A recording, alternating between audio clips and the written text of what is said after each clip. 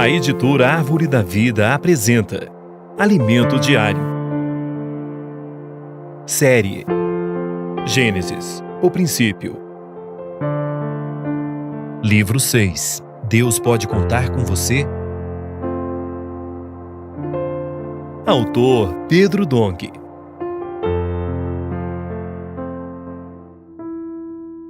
Semana 1. Nimrod e o governo humano em oposição a Deus. Domingo. Ler com oração. Eles, pois, o venceram por causa do sangue do Cordeiro e por causa da palavra do testemunho que deram, e mesmo em face da morte, não amaram a própria vida. Apocalipse 12:11. A luta pelo reino de Deus. Babel foi edificada por Nimrod, descendente de Cã, dando início a um governo contrário a Deus. Babilônia, por sua vez, era terra em que os homens adoravam ídolos, exaltavam a si mesmos e se opunham a Deus. Babilônia deu continuidade a Babel, que, aos olhos de Deus, forjou o governo humano em oposição a Deus.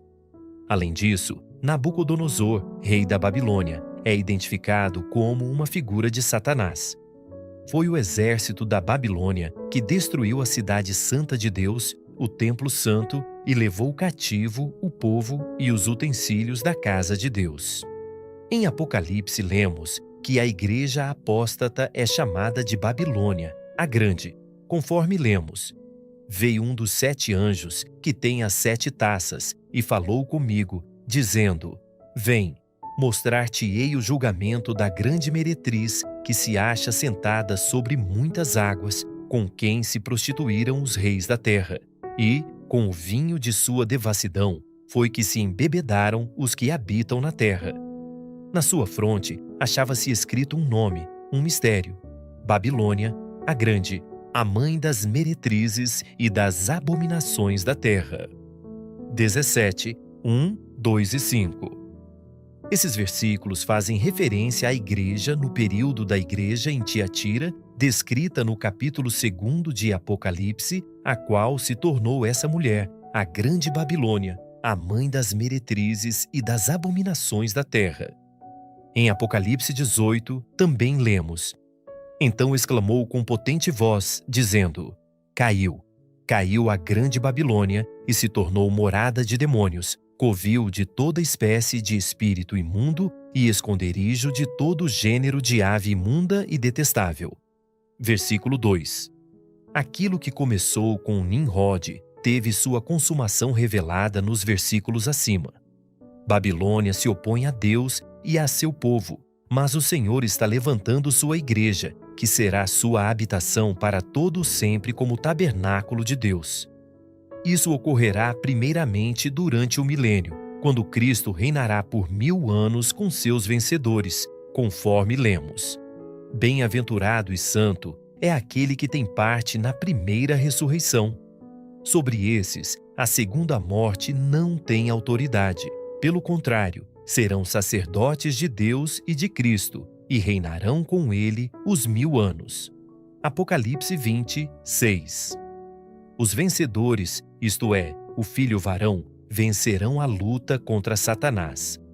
Ao olhar para a cristandade, segundo a perspectiva do reino e do governo de Deus, ela se encontra enfraquecida, mas no meio desse povo está o filho varão, prestes a nascer. Neste tempo final, ele se encontra em processo de parto, e o grande dragão, descrito em Apocalipse 12, o está observando, esperando para devorá-lo quando nascer. Mas Deus o protegerá, por isso aqueles que lutam pelo reino não precisam ter medo de Satanás. Como podemos fazer parte desse filho varão? E como podemos vencer Satanás? Em Apocalipse, o apóstolo João revela: eles, pois, o venceram por causa do sangue do Cordeiro e por causa da palavra do testemunho que deram, e mesmo em face da morte, não amaram a própria vida. 12:11. Não o vencemos por causa de nosso currículo, nem por nossa capacidade ou por realizações.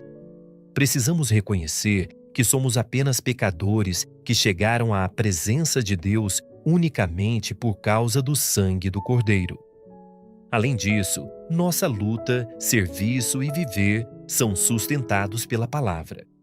É a palavra que faz tudo em nossa vida, dá-nos direção, dá-nos vida, é nosso alimento e faz a obra de Deus. Ela não é uma mera doutrina ou ensinamento externo, mas a palavra na qual fazemos imersão e que inculcamos no coração.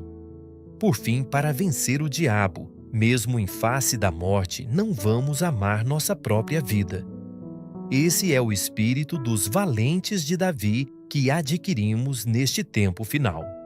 Não estamos aqui por nosso próprio interesse, nem nos esforçamos para obter alguma vantagem particular, mas lutamos pelo reino de Deus e não tememos arriscar nossa própria vida. Colocamos nossa vida em risco pelo reino de Deus, tendo aquela mesma disposição do apóstolo Paulo, como está registrado no livro de Atos. Em nada considero a vida preciosa para mim mesmo, contanto que complete a minha carreira e o ministério que recebi do Senhor Jesus para testemunhar o Evangelho da graça de Deus. 20:24.